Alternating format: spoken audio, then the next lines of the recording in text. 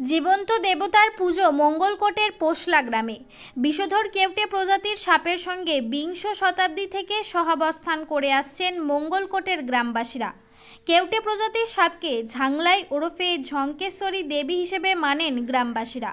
রবিবার ঝাংলাই সাপের পুজোয় মাতলেন গ্রামবাসীরা। প্রতি বছর গুরু পূর্ণিমার পরে আষাঢ় মাসের কৃষ্ণা প্রতিপদ তিথিতে পুজো হয় ঝাংলাই বা ঝঙ্কেশ্বরী দেবীর। ভাতারের বড় পোশলা, সিকত্তর, মুকুন্দপুর এবং মঙ্গলকোটের ছোট পোশলা, পলসনা, মুসারু এবং নিগন সহ 7টি গ্রামে ঝাংলাই পুজো হয়। পথঘাট থেকে গৃহস্থের বাড়ির রান্নাঘর, শোবার ঘর সর্বত্রই তাদের অবাধ বিচরণ। গ্রামবাসীদের ঝাংলাই কাউকে কামড়ালে তাকে মায়ের প্রসাদ হিসেবে বিবেচনা করে। গ্রামের পাশে ঝাংলাই ডোবা থেকে স্নান সেরে এসে মন্দিরের মাটি সেই ক্ষতস্থানে লাগালেই সুস্থ হয়ে যায় বলে বিশ্বাস।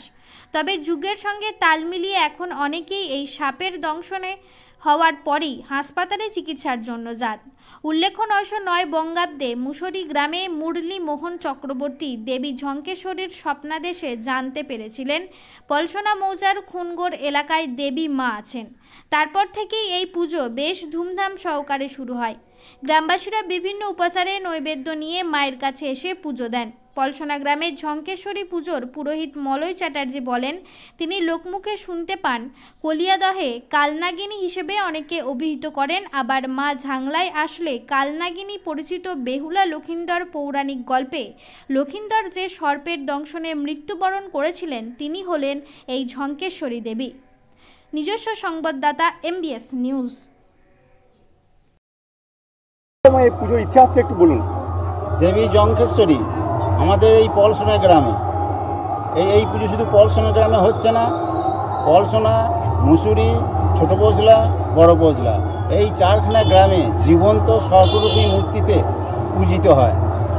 তারপরে আরও যে সমস্ত গ্রাম 3খানা আছে, সিকত্তর, ময়দান আর নিগন, এখানে পুজো হয়। এখানে কিন্তু আমাদের জীবন্ত মূর্তি দেখা যায় না।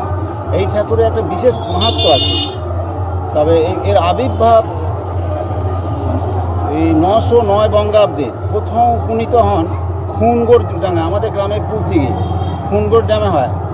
তিনি স্বর্ণাদেশ দেন পাশের গ্রামে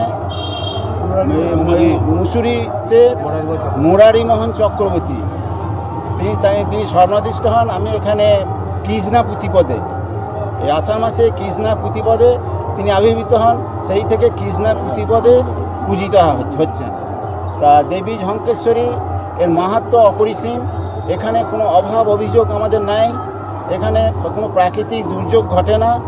সুস্থভাবে আমাদের মানসিকতা নিয়ে আমরা ঝঙ্কেশ্বরী পুজো করে থাকি। এইটুকু, এর কোনো বিষ নাই, নির্বিষ অবস্থায় নিয়ে থাকেন। এর প্রথম কথা হচ্ছে, কেউ কেউ বলেন কালিয়াদহে কালনাগিনী আমাদের ঝঙ্কেশ্বরী, আবার কেউ বলছেন বেহুলা লক্ষিন্দরে যিনি লক্ষিন্দরকে যে দংশন করেছিল সেই কালনাগিনী আমাদের ঝঙ্কেশ্বরী। এর মধ্যে ঠিক ইতিহাস আমরা ঠিক পাই না এই ব্যাপার। এই যে এখন যে আধুনিক যুগে এই যে সাপের কাউকে দংশন করে, তো এখনও কি আপনারা পুরাতন রীতি মেনেই চলেন? হ্যাঁ, আমরা পুরাতন রীতি মেনেই চলি। এখানে মায়ের মৃত্তিকা, সামনে ঝঙ্কেশ্বরী একটা পুকুর আছে, সেই পুকুরে স্নান করে এসে প্রচলিত বিশ্বাস আমাদের এখানে আছে। আমাদের এই বিশ্বাস নিয়ে আমরা থাকি। এটাকে দংশন করেছে আমরা বলতে পারবো না, মা প্রসাদ করেছেন। এই অবস্থা। কি নাম আপনার? আমার নাম মলয় চ্যাটার্জি, পলসনা গ্রামেই বাড়ি। আমি সারাদিন আমাদের কাজকর্ম কি থাকে, কি করেন? আমাদের পুজো অর্চনা নিয়ে থাকি। তারপরে আমাদের প্রচুর লোক আসে, জন আসে, তাদের খাওয়ার ব্যবস্থা করা হয়।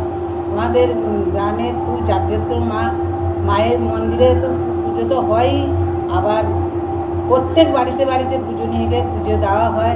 মায়ের খুব মহিমা, আত্মীয় স্বজন আসে, তারপরে প্রচুর ধুম হয়। আমাদের তো পরিশ্রমের শেষ থাকে না। তারপরে বহু লোকজন তো আসি, আমার বাড়িতে কেন প্রত্যেকেরই বাড়িতেই আসে। সব পাঁটা পড়ে, মাংস প্রচুর হয় সব। এটা কোথাকার পুজো এবং কত বছর ধরে হয়ে আসছে? তো আমরা জন্ম থেকেই দেখছি যে পুজোটা মা ঝঙ্কেশ্বরী হয়ে আসছে। ঠিক আছে, দীর্ঘদিনের পুজো। আমরা দেখি তো আমাদের গ্রামের ব্রাহ্মণরা বলল সমস্ত বিষয়ই। ঠিক আছে, আমাদের পলসনা গ্রামের বাদেও 4টি গ্রামে জীবন্ত ঝাংলাই দেখা যায়। আর সেইখানে ওই গাঁগুলো সমস্ত জড়ো হয়, দিয়ে গিয়ে ক্ষীরকলসি নিয়ে এসে গ্রামে এসে রাত্রিরে ভাঙা হয়ে আবার বলিদান হয় মায়ের, আবার সন্ধেবেলায় আবার বলিদান হয়। ওখানে ওই আবার একটা ঝাংলা মন্দিরের কাছে পুকুর আছে, ওইখানে বলিদান হয়। কি নাম আপনার?